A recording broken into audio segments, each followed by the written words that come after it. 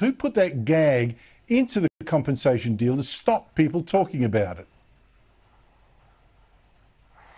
Well, Andrew, good evening. Great to join you. As we heard in evidence today, and of course the shock of this axing is still ricocheting throughout regional Victoria, including in Geelong, where I am based, just absolutely appalling. But we learnt that the gag was imposed by the Victorian government.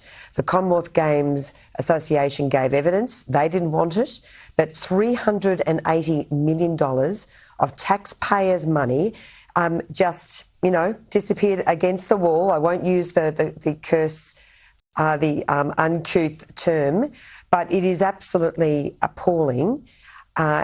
As I say, Andrew, this government and this Premier is treating Victorians with absolute contempt, and we saw that in spades today.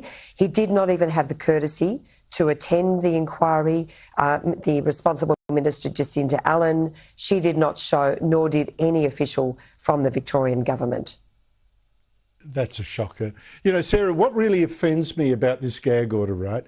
You cannot waste $380 million taken from taxpayers who, God knows a lot of people would want that money in their own pockets still, just throw it against the wall and then gag the Commonwealth Games from telling anyone how it actually got to this stage, how it went so badly, and not telling anyone yourself.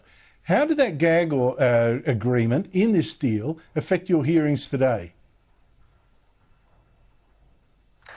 Well, there were so many questions that couldn't be answered, and we saw Ernst & Young, which prepared the business case. And mind you, the business case demonstrated that the worst case scenario was that the Victorian government did not plan to put any infrastructure funding into the Commonwealth Games. And there was also a worst case scenario of $0 for housing. So there is something very, very wrong about the business case. But again, we saw ducking and weaving from Ernst & Young, which could not answer a direct question. And then, of course, we also heard from Martin Bakula, the former minister. He didn't make the decision, of course. We did ask him, I specifically said to him, how do you explain the $4 billion difference? So it was about $2.6 billion in May, and suddenly the budget is $6 to $7 billion. That is just inconceivable. He couldn't explain it. He's taken those questions on notice. But Victorians deserve to know. That's the bottom line, Andrew. Victorians deserve to know the level of incompetence from this government that it's just absolutely appalling. Yeah, and the Commonwealth Games officials saying, "I'm sorry, we can't comment."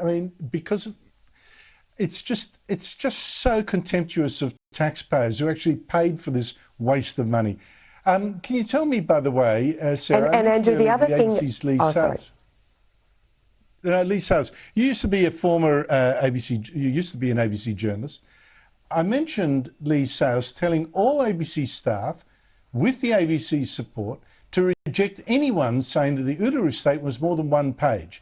Is that her job, to enforce groupthink in the ABC that's helpful to the Albanese government, moreover? Well, Andrew, regrettably, Lee Sales, who has got a formidable reputation as a very good journalist, was sounding like a spokesperson for the Albanese government. This is unprecedented, Andrew.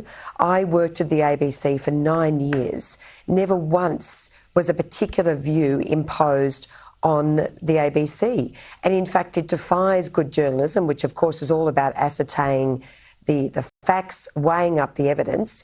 And Lee Sales, in reaching this conclusion, has ignored the fact that Professor Megan Davis, a co-author of the Uluru Statement, said on 12 separate occasions that the Uluru Statement was 18 pages. And of course, Media Watch has highlighted the fact that this is at the very least a contested issue, but it is absolutely disgraceful, and it is more evidence, Andrew, that the journalistic standards at the ABC are rapidly declining. It is just not good enough. But what is David Anderson doing? Someone who has no background in news and current affairs. He does absolutely nothing to enforce proper standards of journalism at the ABC. But what I find incredible is the arrogance of the ABC should speak with one voice, that there is no room for independent, and that's of course why the ABC, not a single ABC journalist, for instance, said George Pell was innocent, which he was, not one.